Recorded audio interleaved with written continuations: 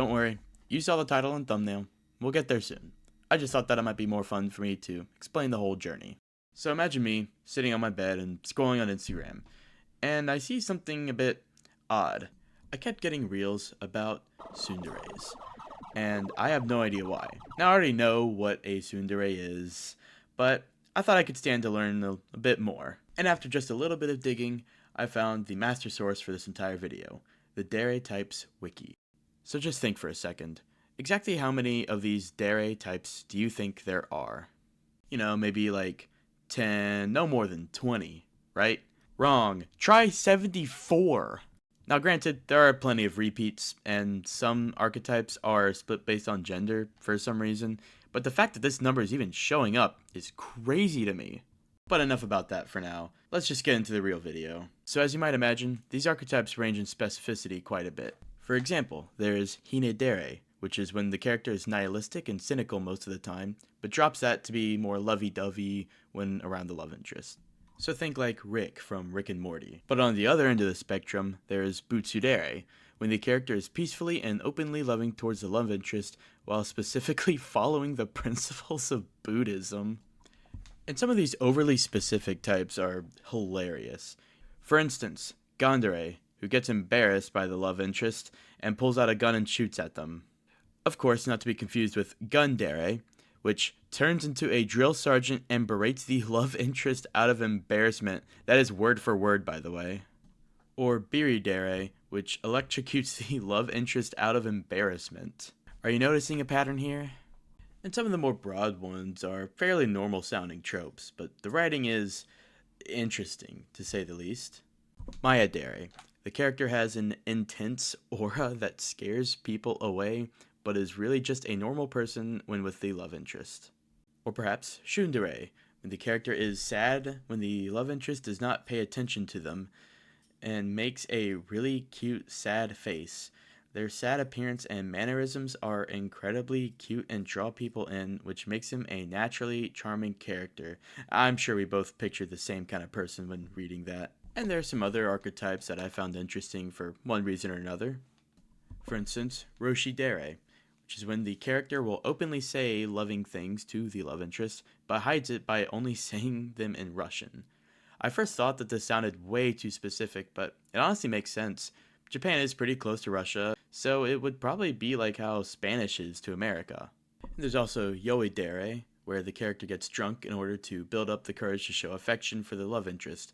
There's not a whole lot to say here, I've just been watching Spy Family a lot. If you know, you know. But at long last, we are at the tsundere page. Initially, I thought there would be nothing for me here, but then I saw a certain button that I had somehow missed, despite staring at these pages for hours. You see, each page actually had a bunch of subcategories to visit, and one of these subcategories was the non-Japanese characters. And let me tell you, there's some good stuff here. According to the Dere Types Wiki, the following characters are considered tsunderes. Bert from Sesame Street, Roderick from Diary of a Wimpy Kid, Benson from Regular Show, Sam from iCarly, Cat from Cat Dog, Fowler from Chicken Run, Sarah from Ed, Ed, and Eddie, Zuko, Bart, Gru, Kyle, Alvin, Guy M.I., Truffles, Arthur, Gumball, Coraline, Belson, Anger, Skipper, Gregory, even Thomas the Tank Engine isn't safe from tsunderes. And of course, Garfield is on the list. Half of these I can't even begin to explain. Well, kind of. The explanation is, unfortunately, disappointing. You see, the definition laid out in the wiki is just a character who strongly denies their feelings for the love interest with or without the mild bullying or violent tendencies that we associate it with. The wiki doesn't even mention the famous catchphrase of, "It's not like I like you," or anything. What I'm trying to say is that this is an incredibly vague definition. So vague, in fact, that it might even extend to you. Yes, you. Have you ever had romantic interest in someone and you were too nervous to say anything, or maybe you denied it to your friends so that they wouldn't tell? Tsundere. Have you ever been upset with your parents and in your anger you said that you hate them? Well, maybe you really love them and you're a familial tsundere. So that being said, why is it that this specific Japanese media archetype is so widespread?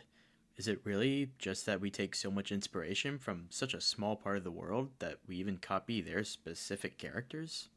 Is it some common, unexplainable rule of human nature that transcends all culture as we know it? As fun as it might be to try and explain why these unlikely characters fit these weird, specific molds, I think it's better to flip that exact narrative. It's not like humanity collectively got together and outlined some silly archetypes and just said, alright, here are your options, let's make some characters. In reality, the categories we've made are supposed to loosely fit the characters, not the other way around. There are certain aspects of an archetype that a character might overlap with, but it's just that, an overlap. This all leads me to believe that many of the characters added here were afforded some merit due to some lighthearted joking. Using legitimate authority to officially place Captain John Price from Call of Duty in the same category as the cat from Sailor Moon is inherently funny. But to be fair, is that not exactly what categorization is? Even the most highly regarded systems have their own rule breakers and misfits. Not every reptile lays eggs. Not every sect of Christianity adheres to the Nicene Creed.